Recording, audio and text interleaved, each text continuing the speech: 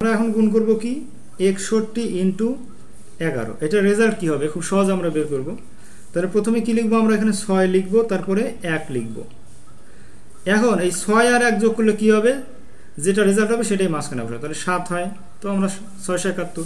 61 into 11 সমান 671। ওকে, এরপরে কি করব, 62 দিয়ে গুণ দেব। 62 ইনটু 11। তাহলে কি হবে, প্রথমে আমরা 6 লিখব, এরপরে 2 লিখব। এই দুটো যোগ করলে কি হবে, 6 আর যোগ 2 সমান সমান 8 হয়ে গেল।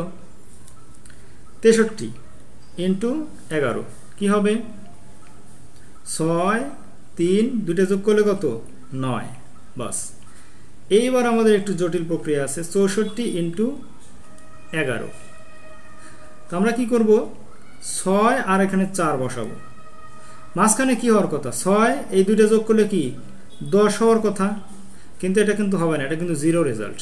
সরি, এটাই রেজাল্ট কিন্তু হবে না। এটা রেজাল্ট কি হবে আমরা দেখাচ্ছি।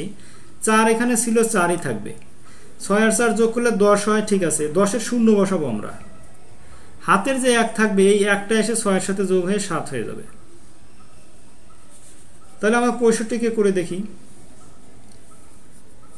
এই 5 এখানে থাকবে, 5 আর 6 কত, 11-এর 1, হাতে থাকবে কত, 1। ওই 1 এসে 6-এর সাথে যোগ হয়ে 7 হয়ে যাবে। তো আমরা এখানে 66 করি। তাহলে কি 6 বসবে, 6 6 12 2, হাতে থাকবে কত, 1। 1 আর 6 যোগ করলে 7, 726। সো এভাবে আমরা খুব সহজেই গুণ করতে